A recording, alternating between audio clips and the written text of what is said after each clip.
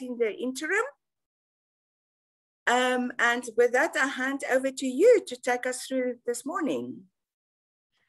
Thank you very much, Christelle. Thank you for the kind introduction. And I firstly want to say thank you for everybody that has joined. We wanted to really make this as practical as possible. And I really invite you, if you have questions, please post them in the chat. So that's my first invite. And now let's quickly just introduce our speaker, Steyn. So Steyn, I met in my MBA class back in 2010. And ever since then, our paths obviously parted, but we stayed in contact.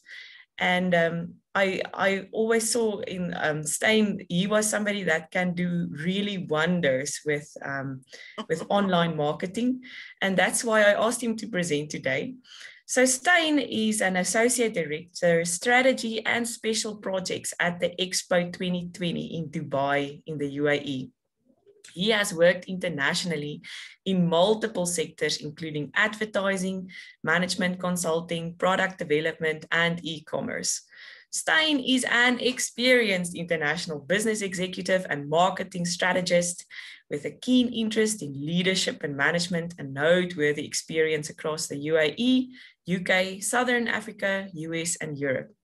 Driven by his interest in business strategy, design thinking, and technology, he's passionate about the opportunities that exist at the intersection between analysis and creativity. So Steyn is an MBA alum. As I mentioned, we were in class together, and serves on the Alumni Association chapter for the UAE. So Steyn, thank you very much for presenting your topic today. I know you mentioned you really have a passion for this, and thank you for making the time available to do this. And yes, let's pass over to Steyn. So just quickly, rules.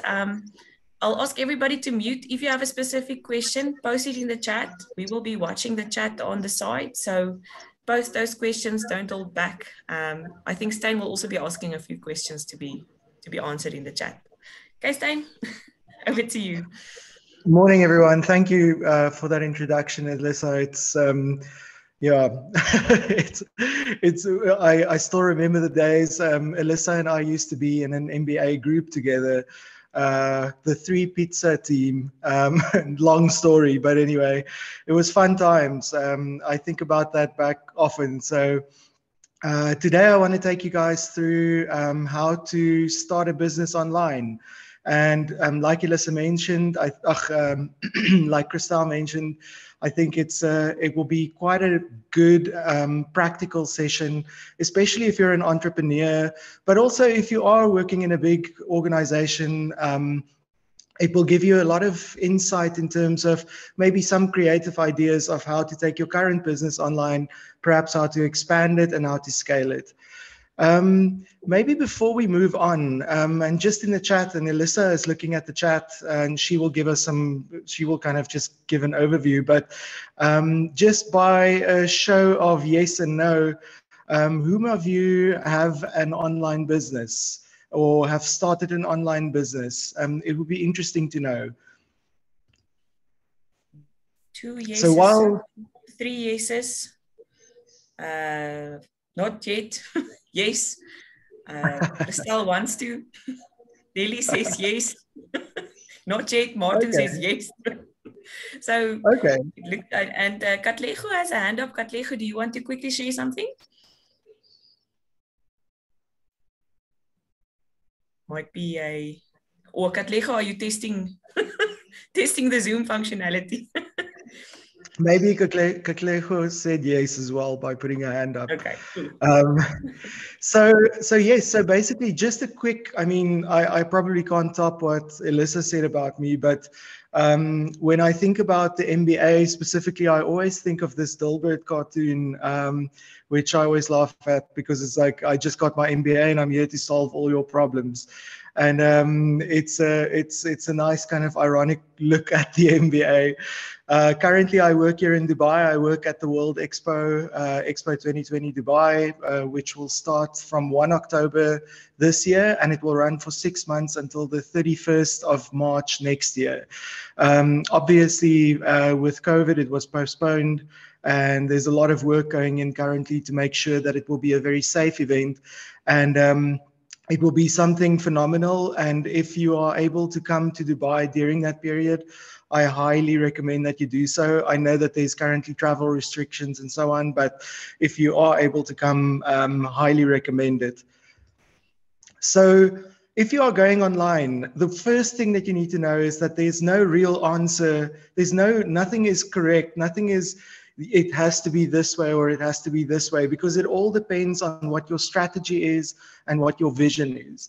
So those 2 points, I think, is one of the most important things that you need to clarify before you actually go down that route, to understand exactly what is it that you want to do and how do you want to get there. And there's a couple of examples of how we can do that, which I will be going through this process in this presentation. Also, you need to understand what your resources are and your capabilities are, because those are your constraints effectively. So, you know, you can set out to create the next Amazon, or you can set out to create the next Google, but, you know, you have to start somewhere. It's not like you're going to just create that. So you really have to understand the direction where you want to go, have a good idea of where the market might go, especially in a field like technology that's moving so quickly, and now with COVID has been pretty much rapidly, or much more rapidly expanding than previously. And also, one other thing to keep in mind is that the product is never finished. Once you go down that route, it's a continuous process of investing back into the product, your product being either your website, your online presence, and so on. The focus of this session will mostly lie on the B2C side, so business to consumer, rather than B2B, even though we will touch on B2B as well. It's also, I think, most beneficial for small to medium enterprises as well as entrepreneurs, and it will have a strong focus on products rather than services. And just note, for ease of time, I'm going to make some generalizations, which I think some of you who would be much more experienced than I am in this field might sometimes feel, but that's not correct. I would approach that differently. And we're open to that. And if you do feel something specific, please log it in the chat, and then Elissa will air that as well. So in terms of this blueprint, there's about 6 areas that I want to look at. The online presence, like how do you get yourself online? How do you position yourself? What are the options available? Then in terms of e-commerce and payments, how do you get money in? Thirdly, marketing. How do you get yourself out there? How do you make yourself known?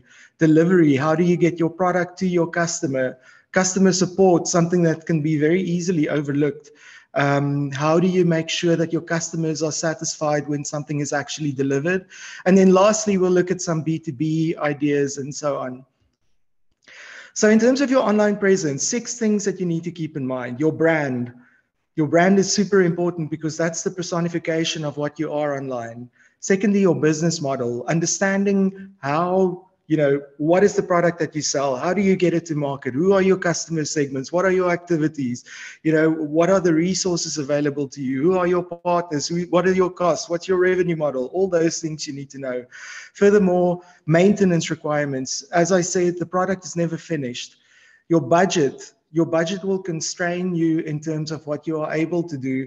And sometimes you can stretch further. And also one thing to note, the scope is, there's always some kind of a scope creep that would happen. And then security, something that you cannot underestimate. I'll tell you a story about that soon. And then lastly, access to technical knowledge, whether that's yourself, people in a team, or an external agent that might be assisting you with that. So broadly speaking, there are 4 means to get your business online. Again, this is a generalization, but let's go into it. So social commerce, such as Instagram, Facebook. I also put WhatsApp over there. A web builder. So I couldn't really get a nice word for that, but it's an online site that makes it easy for you to actually go and build a website. open source CMS meaning content management systems such as WordPress, and then self-developed. That would be something like Bootstrap. That's a lot more complicated. We'll go into that. So firstly, your online presence in terms of social media. A quick story to kind of underscore the importance of something like this. I was involved with an e-commerce business some time ago that actually failed.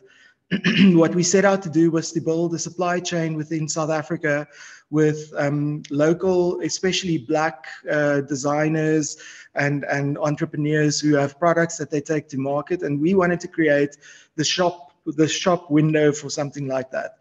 It was I still think it was an amazing idea, and we built some really strong networks.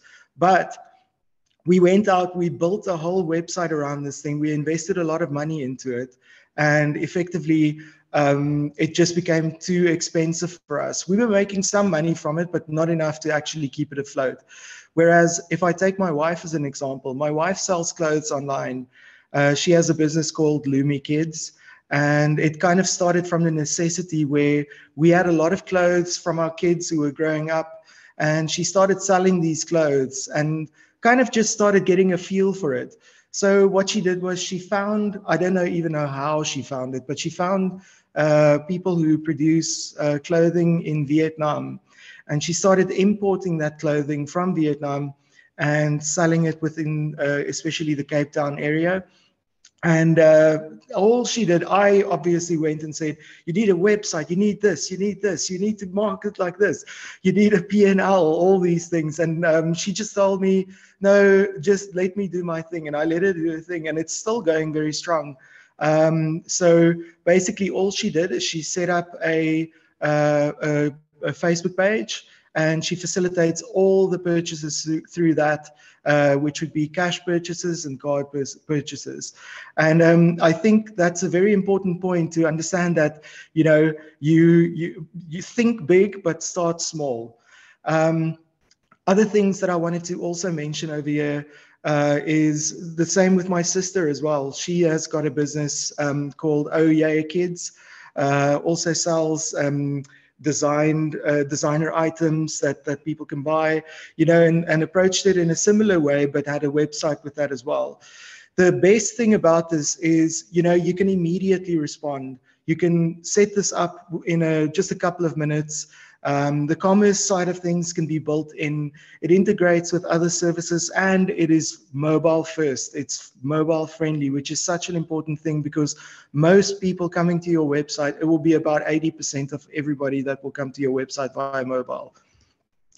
So as I said, on the pro side, it's quick, it's cheap, it's not free. Nothing is ever free. Because you need to market yourself as well. You have a captive audience, and you've got all the functionality out of the box. On a con side, it's very limited in terms of what you can customize. You can't really express your brand within, let's say, the Facebook framework. You can, but not as you would like to display yourself. There's heavy competition. It's akin to a marketplace with a million shops right next to each other. And this is something that's very important, especially today. You are reliant on the platform, meaning if the platform cuts you off, you are cut off. So in terms of a summary, social media, it can be a website for you. There's nothing wrong with that. And I believe that it should be your first port of call, especially if you are testing the waters. Secondly, if we look at something like a web service. Now, I recently, before this session, I decided I need a website, because I want the kind of central place that people go to. So I made steynstrauss.com, and I built it on Squarespace. You can go and look at my website, and you'll see I built that in about 40 minutes. That includes registering my domain, setting up my Squarespace, getting a template, adjusting it, and making it live. So you can do that too by using something like Squarespace. I swear by Squarespace. It's one of my favorite services. It's not that expensive. It's secure. And you can completely scale, and so you don't have to worry about all the engine and back ends and all that. Shopify is another very, very important one that I cannot underscore how powerful it is as a e-commerce service. It's really built for you to actually create a shop front. Squarespace has similar functionality, but Shopify really specializes in that. And if you are looking for something, it's quite an easy way to get yourself online. Then there is Wix as well, which is very similar to Squarespace. In terms of pros, it looks great. There's security. You don't have to worry about the security. They take care of that for you. Again, I cannot underscore that. It's super important. It's very quick to update. It has a low learning curve, and you can integrate it with all the other key services, like with Squarespace again. You can integrate that with your Facebook, all of that. So it has a lot of functionality, but it is limited for outlier needs. So in the past, when I was involved with an e-learning business, we wanted to create a booking system for that. It was very limited. So eventually we started having to actually build stuff on top of it. So Squarespace and these types of services can have their limitations. And then rand for rand, it's slightly more expensive than building your own, at least in the short term. So if you need something that's low maintenance, quick to set up and secure, this is the thing that you need to go for. Then there's WordPress. I'm pretty sure most of you guys would be familiar with WordPress. Now, you can pretty much build anything with WordPress, from an e-learning business all the way through to a shop front and a normal website. You can build applications on top of it. It's very, very rich. It's got millions of add-ons. So there's a lot that goes for it. And so many businesses actually build their websites and potentially even their businesses on top of WordPress. There's one thing that you need to be aware of, and that is security with WordPress. WordPress is actually quite known for hacks. It's happened to me twice in my career. Once when I was working at a company, we had set up the website, and a couple of months in, the whole site was taken over by some Iranian, it said Iranian hacker or something, I'm not sure. Yeah, it had a flag. It was very weird. And it was such a mission to actually fix that. The same happened with that e-commerce company that I was involved in. One day, we started noticing that the website started going quite slow, and eventually, all of a sudden, the whole website was taken down. We got a warning from the hosting company, so it was not a good time. It was about 5 days that we were completely down without any sales. So I cannot underscore how important security is for something like this. So if you do go in this direction or anywhere where you are responsible for security, I recommend that you take it very seriously. So in terms of pros, blank slate, you can do just about anything. Most payment systems, even banks, courier services, offer applications or APIs and integration with WordPress. And it's relatively easy to actually edit and update. Make sure that when you do it, that you have an eye for the design, because you can very easily create a monstrosity out of it. But it's got a steeper learning curve. It's potentially also overwhelming. The security part I've made a point of, and it can be higher maintenance as well. So then if you look at yeah, go ahead. There's a quick question, but I don't know if you want to quickly go to your last point. Henry asks, if you would like to open a more interactive website that has videos and podcasts, which one would work best? But maybe present your last one and then you can comment. No, well, I can quickly mention all of these sites. You can host podcasts on. Actually, I mean, I sound like I get paid by Squarespace. It's just that I love the product so much.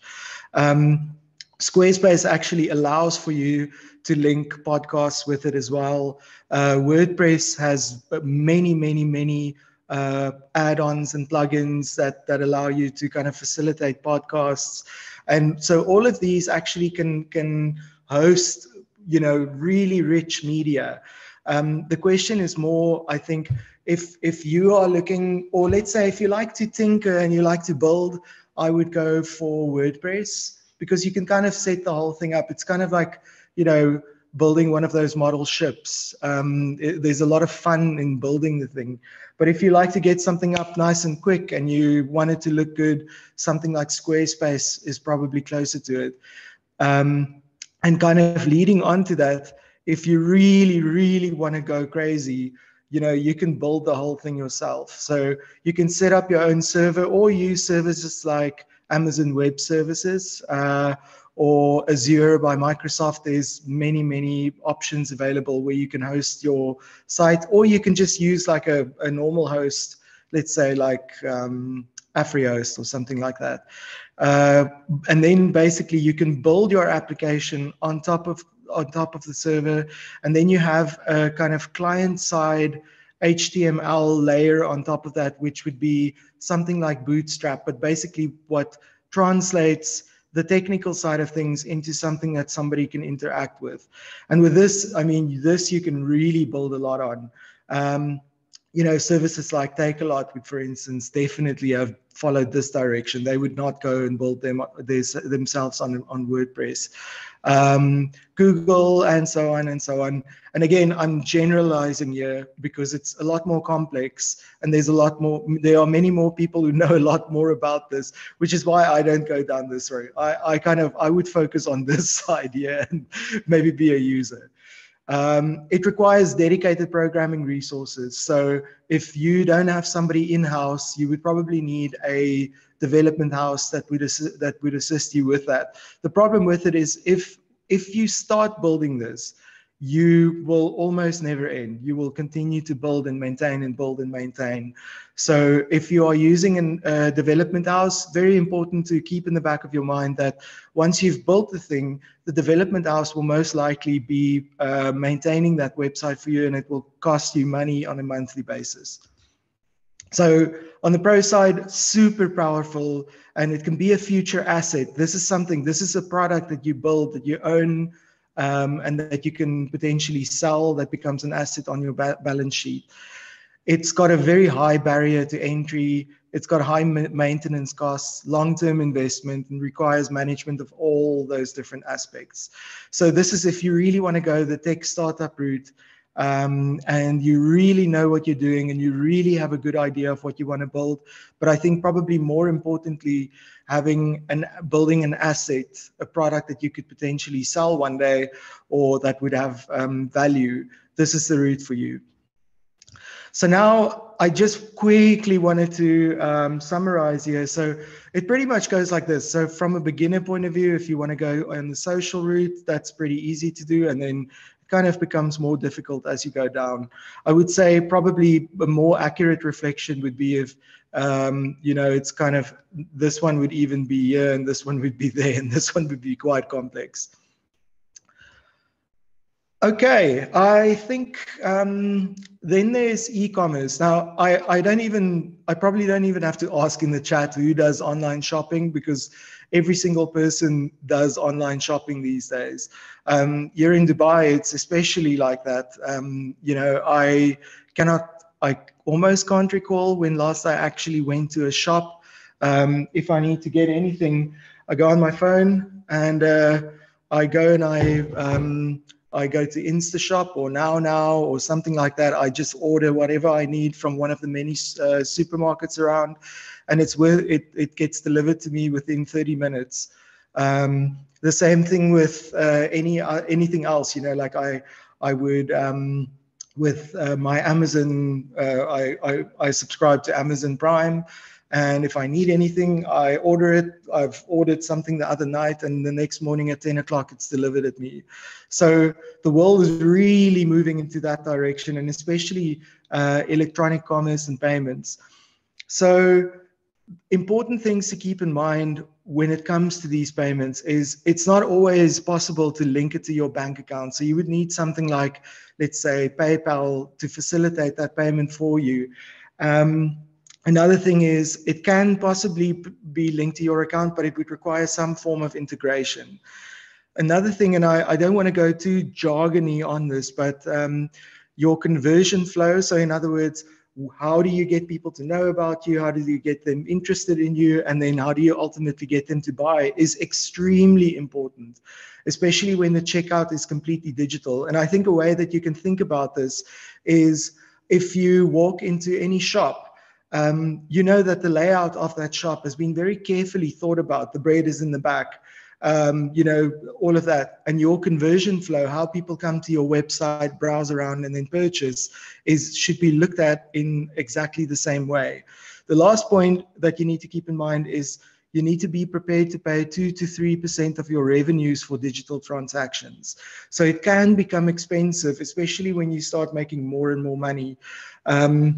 I think another thing as well is if you use PayPal, PayPal takes another cut off that. So you kind of get double taxed, triple taxed actually, through electronic commerce payments. So choosing the ideal method, there are many different ones that you can obviously use, like cash. Like I mentioned, my wife would use cash and card. So she's got a Yoko machine, where you can obviously just tap and your purchase would go through. You can also follow credit. So let's say you sell motorcycles. A lot of people might not be able to buy that motorcycle outright. So there are micropayment systems or companies that would be able to provide you with a credit facility. So you can kind of credit people to be able to purchase your higher involvement products. You can use bank transfers, online checkout, which is probably the most common, and then crypto. Just a quick word on cryptocurrencies. Cryptocurrency still hasn't come into its maturity. I think if you currently would have a means to check out using cryptocurrencies, it's much more of a quote unquote flex than anything else. I don't really think people would go and purchase groceries and so on with cryptocurrencies. It's just too volatile still. Once cryptocurrencies actually become a currency, I think we will probably see a bigger uptake from a kind of commerce point of view. But for now, the hype is just too big and too much around that. I would also personally, this is not investment advice, but be wary of the ads that you hear on radio.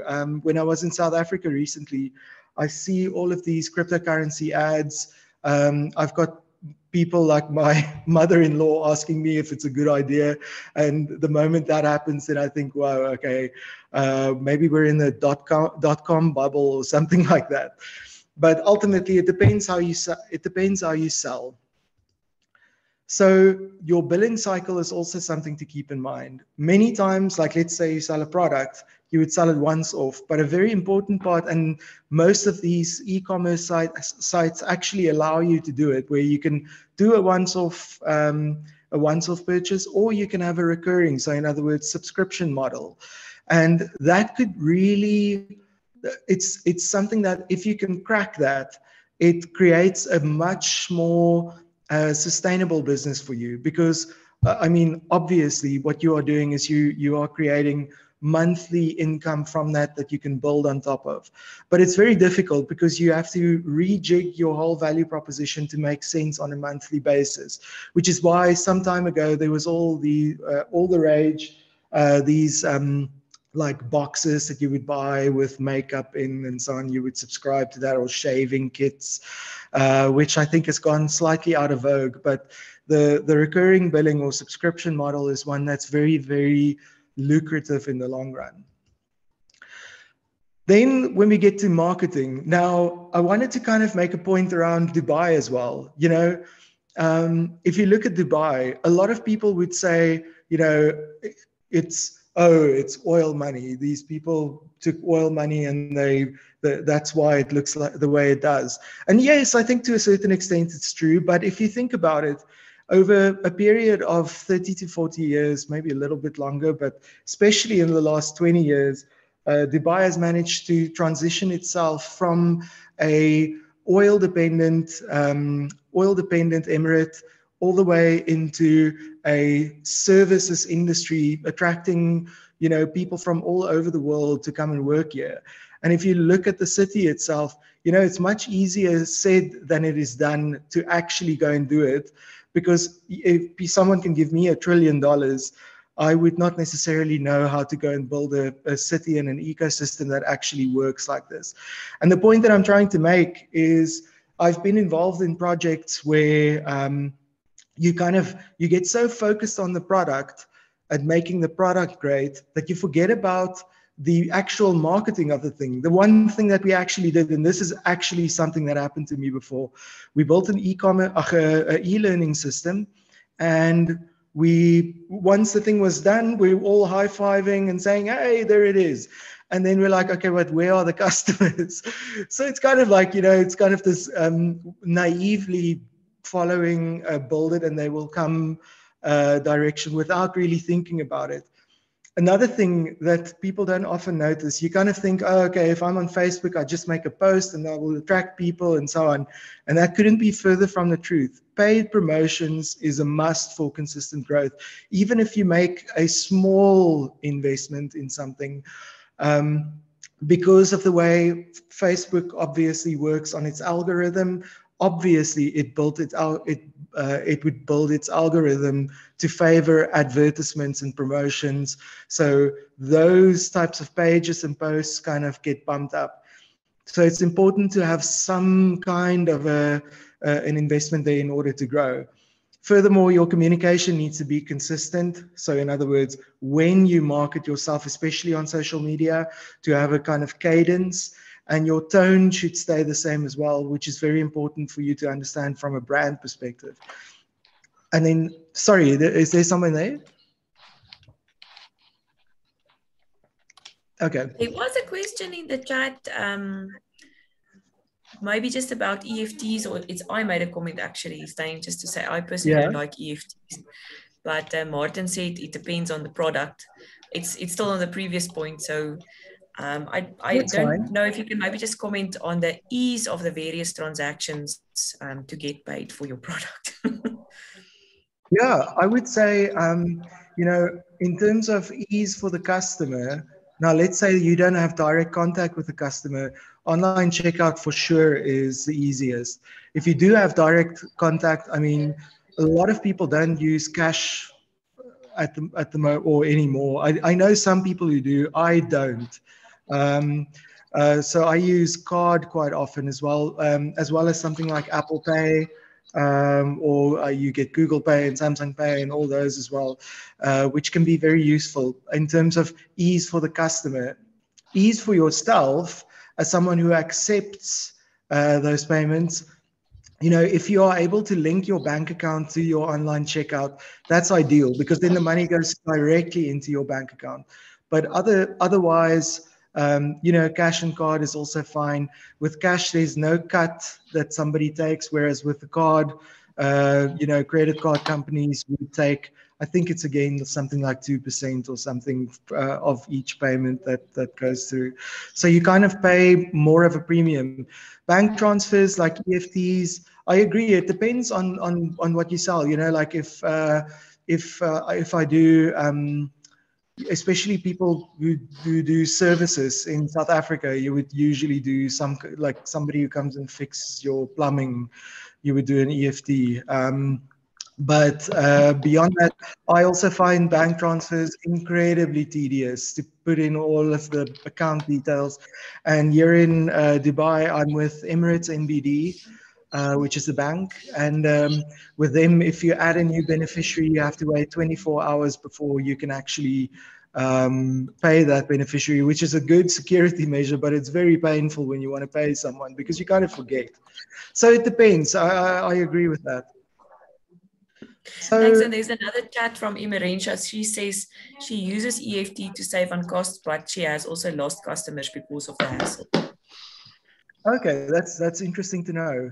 I think also it probably puts quite an onus on you as an entrepreneur to have to chase up payments, to make sure that somebody actually goes and pays. Whereas if you do a credit card thing, it's super quick. You've got it, but or cash as well. But like I said, not everybody carries cash. So first thing from a marketing point of view that I quickly wanted to focus on is your brand.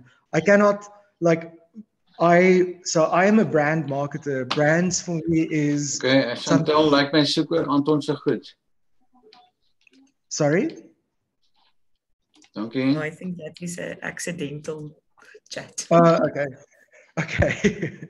And as you can see over here, I mean, Apple's brand is worth, what is that? 263, that's billion, right? Yeah. Dollars. And if according to International Standards Organization, your brand value alone can contribute a fifth of the total value of your organization. So it's very important to look at your brand as an asset, something that will, your brand ultimately is the promise of good service and quality. And the more that you focus on that, the more you can create a connection with your customers, you can instill loyalty, you can build trust. So your brand is extremely super important. I wanted to also mention it's important to stand for something bigger. You know, you are not necessarily just a product. You're not just a company selling a product. It's important to have a mission that people can buy into. And I think also to integrate that into your company culture is where it really becomes magical for me. Lame that might sound, but really, it really does. To have specific values that you build into your brand and build into your company culture is something that will pay dividends for a very long time. So when it comes to content, and you look at the digital marketing funnel now, for those of you with salesy or commercial background, the funnel won't be anything new. But I think it's important to look at it this way, because ultimately what you want to do is you've got people who are not aware of you and you need to create awareness for them. And you kind of need to create a journey for them to come all the way through to purchase or to sign up to what it is that you are offering. So, and it's important that this kind of is a ongoing, a very specific message that builds on one another. So the way in which you would approach something like this is you would try to get people to know about you. You would get them interested in you, and you would want to get them to your website. You would want them to browse your products, and you would ultimately want them to purchase. So you can follow many different directions. You know, I think having a content strategy for your marketing, especially in this day and age, is extremely important. You want to create content that adds value. You do not want to sell too hard. A lot of companies that I've been involved in and that I also see would sell extremely hard. And the problem with that, even though it kind of does say what you want to say, you want to say, buy my stuff. But, it's not as easy as that. Because people get put off by messages like that. So what you want to do is, let's say I sell microphones, and what you would want to stand for is not, I'm not selling a microphone. You would create content that explains or that tells people, how do you sound the best when doing a webinar, or the different types of microphones available to you. You can even see this presentation as potential content, marketing. So that's the type of content that you want to create in order to get people to your site. And then from there, there's so many different areas available to you, like you've got your landing page. How do you optimize that? You would have user-generated content. So this might be interviews with customers or something like that, maybe testimonials that they leave for you. It's always a good thing to have email marketing in place. And then obviously your conversion. One part that I would also add to this is kind of creating an ambassador, because ultimately beyond somebody purchasing your product, if you have somebody who loves your product, that's one of the most powerful word of mouth tools that you can have. So I think in order to do something like this, you need to be authentic. Don't sell too hard. Make sure that you cater for someone at every step of the way, so target every step of the funnel. Elissa, if anybody asks a question, please feel free to chip in anytime because I can't see the chat. That's fine. Steyn, at this point, Cool. we just have some chats about transactions, but not on marketing yet. So I'll let you know if there's anything. Okay, no problem. Cool. This is something that and I'm kind of sharing my secret with you because these are some of the tools that I use to make good presentations. So to give you an idea, the background of this presentation I got on FreePic. Any icons that you see in this presentation I got on Flat Icon. Any kind of stock type photographs I would get on Pexels, or another service would be Unsplash. And then if you want to create social media content, presentations, you can do a lot of that for free using a service called Canva. Really, if I can recommend one thing, is to go and check out these services here, because for me it has changed the way in which I put together presentations or create visuals, because you get amazing things. Like for instance, Pexels contains thousands and thousands and thousands of stock photography that's 100% free for you to use without any attribution. So you can actually go and use those in advertisements if you wanted to, in your videos and so on. If you wanted to take it a step further, and especially if you're creating video content, there's a couple of other services that you can use. You pay for these, but you pay very little in comparison to doing it yourself. So Audio Jungle is a great tool where you can find music for background music for videos and things. You can find it from $1, I think probably up to 500, depending on what you want. Video Hive contains not only video, stock video, but it also contains what would you call it, animations and things that you can incorporate into your videos.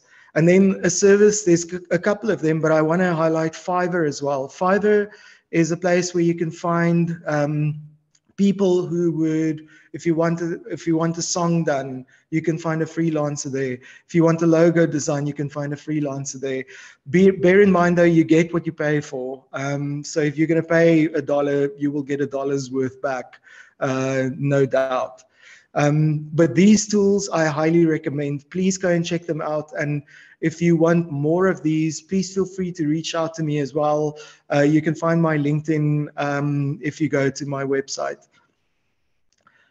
Okay, so moving on to different marketing channels. I am not going to go into too much detail here, but you've got so many different channels to choose from. You've got Facebook, Instagram, Snapchat, TikTok, Twitter.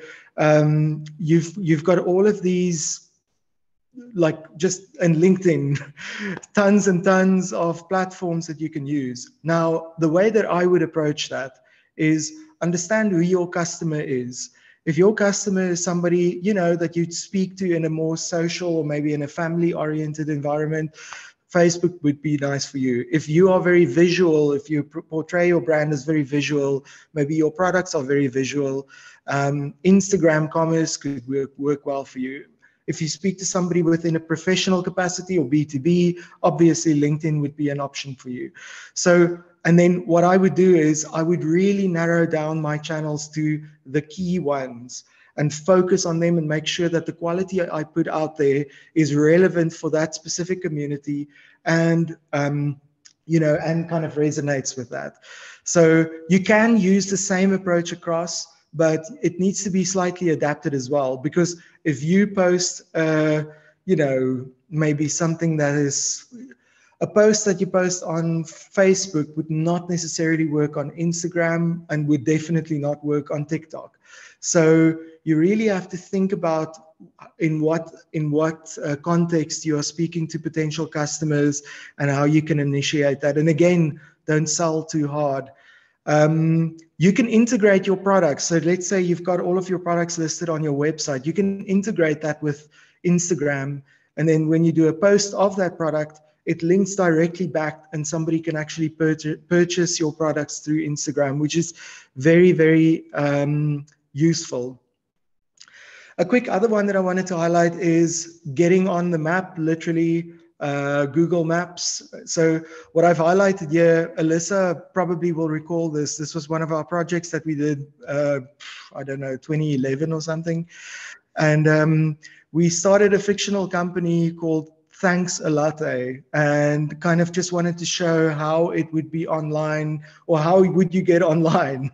And this is my last month Google business report, which for some reason the listing is still there. I should probably take it down, but you can see almost 2,000 people found Thanks a Latte.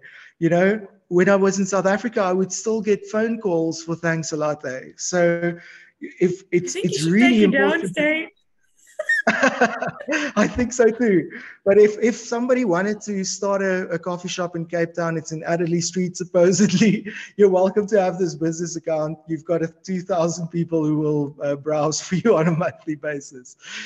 So it does pay to actually have a presence on Google Maps as well. This is a lot to explain, and I'm looking at the time. I think I've got just less than 10 minutes to go. But digital ads, SEO, these things, SEO is search engine optimization. It's a really, really important part of getting on Google and moving up the ranking. It contains many different things, and as you would understand, like with Facebook and so on, paid ads, again, helps with your ranking as well.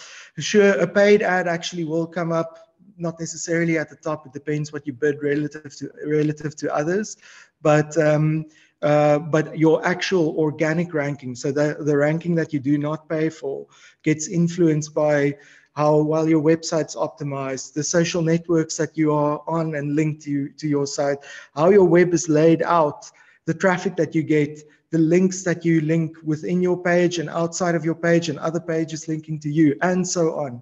So this is a very important part for you to kind of pay attention to. But for me, with things like this, I usually go for assistance with it, just because it's really technical, just for the same reason that I don't really go and stock pick and buy that share and then sell this one here. I would much rather invest in a ETF or get somebody to manage that for me, rather than me having to do this, because it's a daily thing. So with things like this, I personally, and maybe this is something that you might like, but for me, it's just too technical. I would much rather have somebody who knows what they're doing to look after this, because it's an ongoing thing. Communities, just before you go to communities, can you maybe just comment for Thanks a Lot specifically? Somebody asked, do you pay to get onto Google Maps? I responded to say it's free. Do you maybe just quickly want to elaborate on how many things Google offer that's actually free versus paid? Most of the, I would say, the good services that Google offers is free, especially when it comes to your business. So Google Maps, getting your company on there is pretty easy, and they've got a verification system as well. So what they do is they actually send you via post a letter with a code, and when you receive that letter, you then go and you would fill that back in, and then you get verified. So and it's completely free to get onto Google Maps. I definitely recommend it. When it comes to something like SEO, again, it's all of this can be free. It helps if you pay for ads as well. But something like Google Analytics is pretty much the standard that people use in order to track their web traffic and so on. And it's completely free. It's super powerful. You can set up reporting, all of that. Other things like Google Docs, super powerful. I use it all the time. So, you've got your spreadsheets, your presentations, you've got your Word or your documents.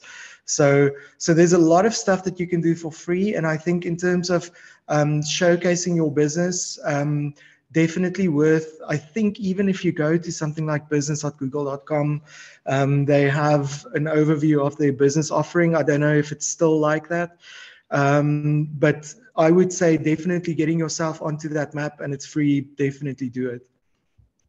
And maybe Just a a follow-up quick word question, on communities as well. There's many different groups on Facebook. There are many groups on LinkedIn, and Reddit is also a place for you to check out. Go and find relevant communities that you can tap into, not to send them ads and spam them, but to share content that adds value and kind of integrate with the community.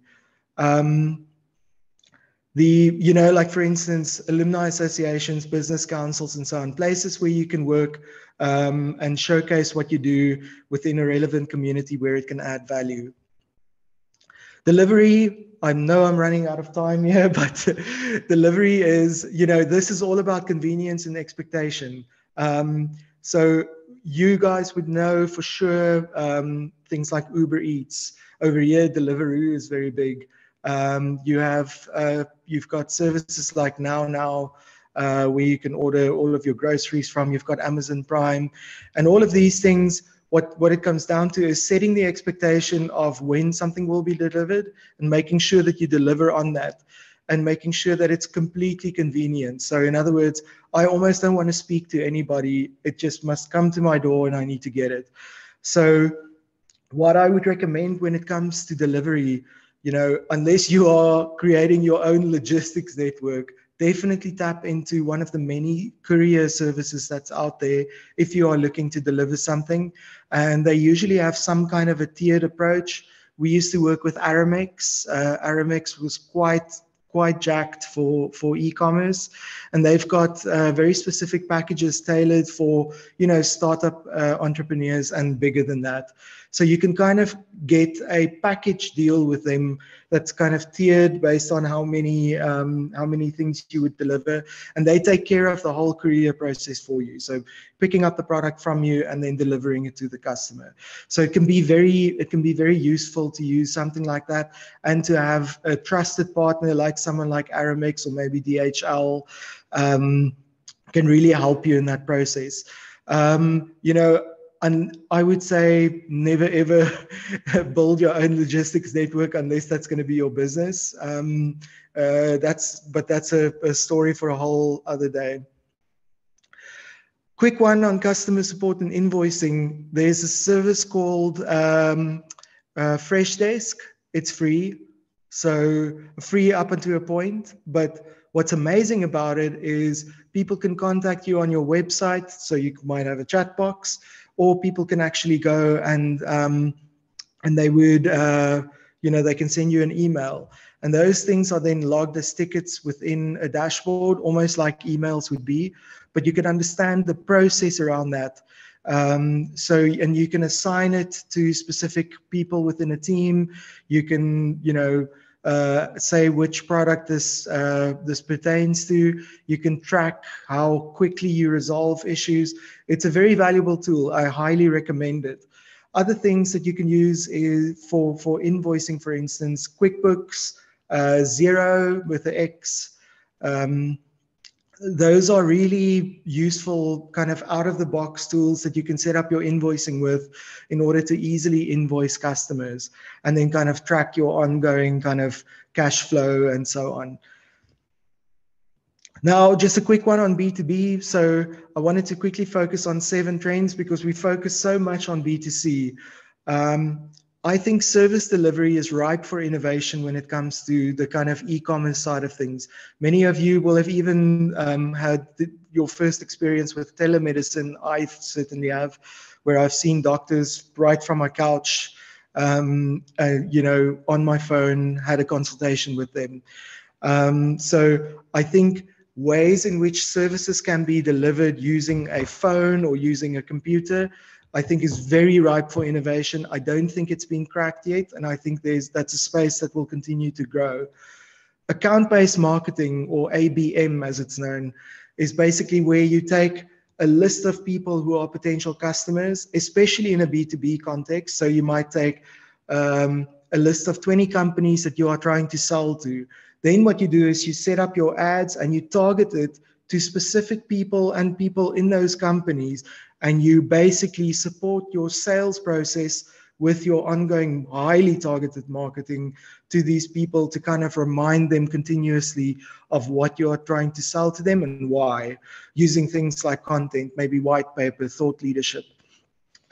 Then 70% of B2B buyers watch a video as part of their decision making. I think it's super important if you are in a business-to-business environment to create a video that kind of outlines and support your sales process and your sales teams with a video that portrays what your business does in a kind of in a very straightforward way, not too long, potentially even 30 seconds, 1 minute. It's difficult, but that really supports that because it's one of the key parts of somebody being convinced.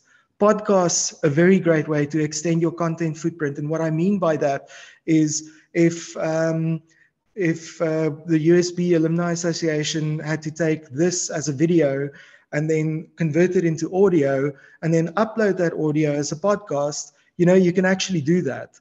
And that way you are reaching more people. If you really wanted to go crazy and write down everything that I said, you can transcribe the whole thing, put it in a white paper and make that available, post it on a blog, make that available. And what you've basically done is taken one piece of content and split it into 5 places, which increases your content footprint. It also increases your ability to rank in Google in terms of relevance. So there's a lot of benefits to approaching it like that. LinkedIn accounts for 70% of B2B generated leads. So LinkedIn is an incredibly important platform when it comes to social media and social targeting. But bear in mind, you pay more per click or let's say per reach for LinkedIn than you would pay on other social media for the reason that the return on investment generally for those ads could potentially be higher. In terms of search, 60% of large enterprises actually use paid ads alongside their marketing. Interesting to me, I would have thought it would be like 95%, but so this is very interesting to me. I don't think that means you should not invest. Like I said earlier, I think it's important to have something that ticks over, maybe somebody who looks after that for you. But yeah, I think search is an important part of that because that's, especially when it comes to products, that's how people will find you. Lastly, not the least, 74% of B2B brands create long-form content to drive leads. So this webinar and the video on the back of this will be long-form content. So this content will be placed on a website where people can actually go and listen to me carry on for more time than I should have. I'm almost done, but long-form content has especially taken off recently with the advent of much faster bandwidth.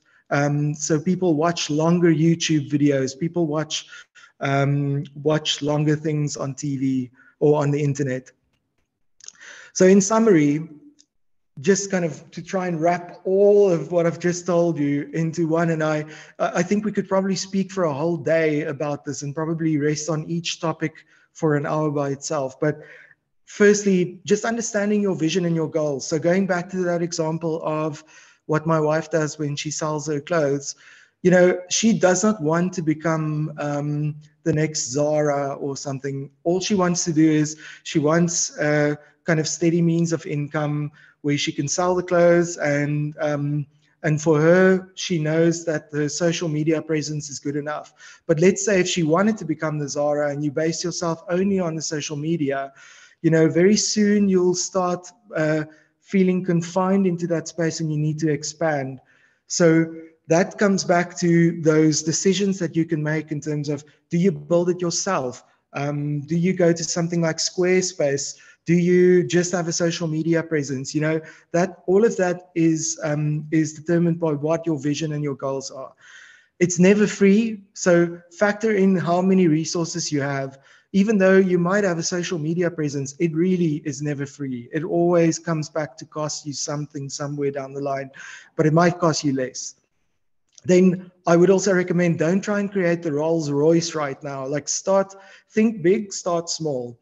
When it comes to something that you might need, let's say you need a booking system, or you need a podcast host, or a way in which you can show a podcast, all of those things most likely exist already. I would recommend go and look for it and find it. Security cannot be underestimated because that can actually kill your business.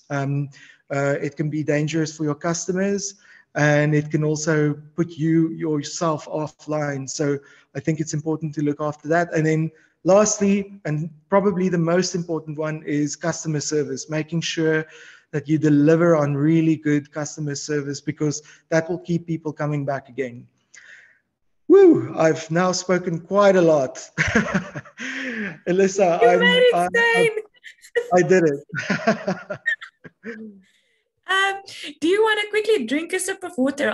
There's two questions here. The one was from Fergus. She wanted to know, we've been thinking of doing short videos for customers that's not really clued up to do minor checks or replacements of small parts, of spark plugs, for instance. How would you go about doing that? And then the second question, answer that one first, and then I'll ask the second question. No, so how I would go about that, it kind of feels like I'm in a job interview. Basically what I would do is, definitely it makes sense for people. I mean, I don't know a lot about the business background, but I'm assuming this is B2B.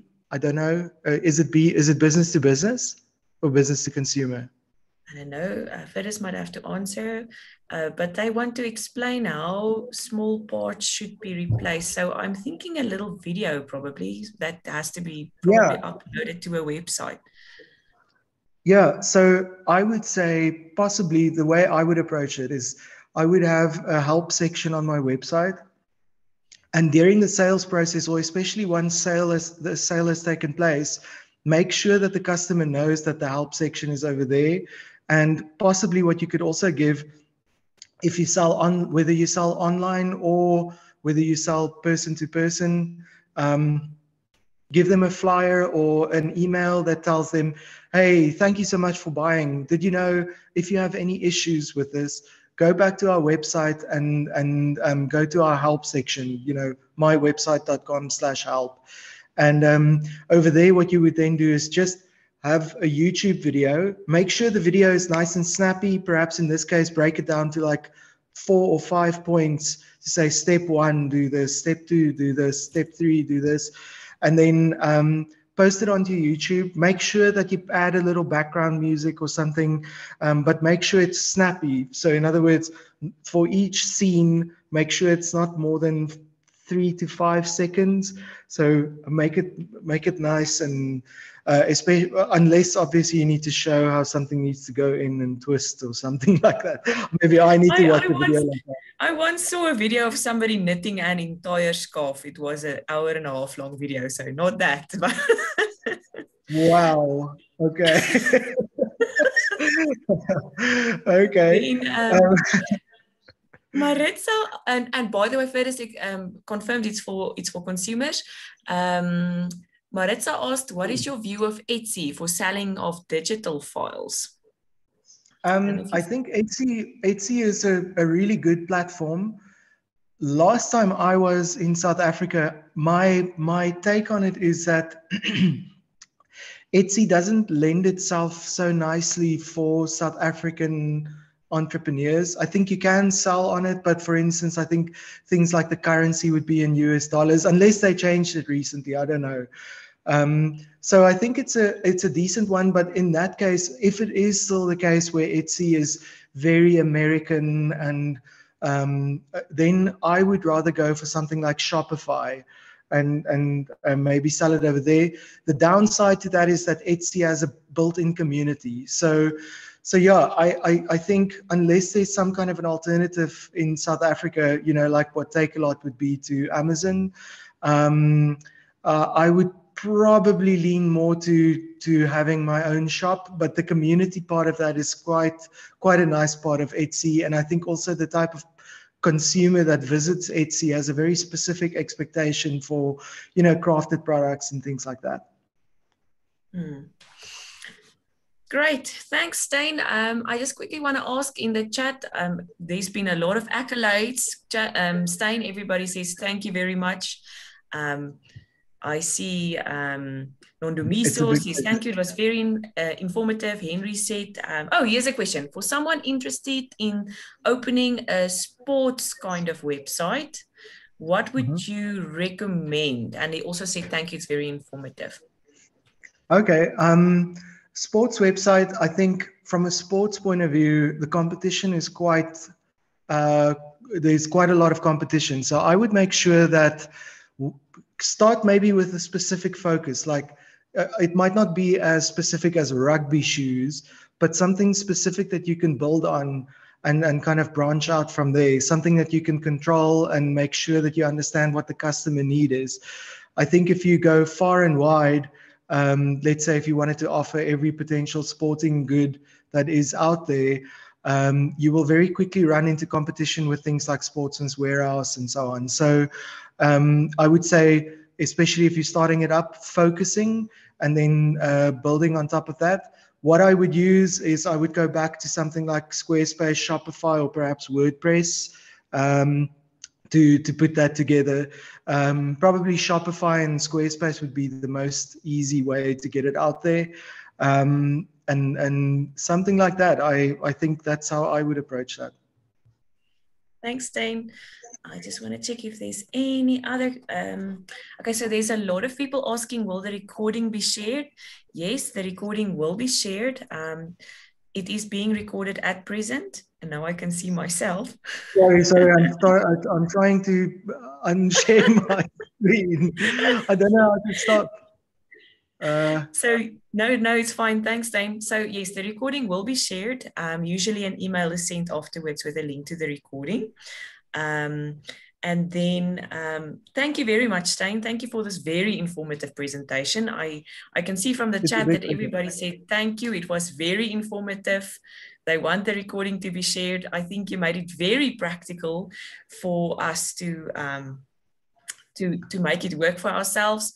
And also thank you for the leads. I think you've shared a couple of possibilities in terms of apps, tools, and other items, so that we don't have to try and do it all ourselves. Let's rather make use of what is available out there. Let me just quickly... Thank you for having me. Thank you, Steyn. Then I just want to mention that for those that are interested in any programs at USB, there will be somebody available in the chat room to answer any questions. I just want to check, is Christelle still online? Lizelle? Yes, hello, I'm here. Hi, Christelle, is our USB representative available yet to answer any questions? I am just asking Lizelle. I can't see him yet. Christelle, Henry is in the room. Okay, Henry. Welcome, Henry. Thank you so much. Okay, so to close, thank you, Steyn. Thank you for presenting. Cool. Thank you. It was really informative. Very much, Steyn. Thank you so much, everybody. Have a good day. Thank you. Christelle, I'm then handing over to you.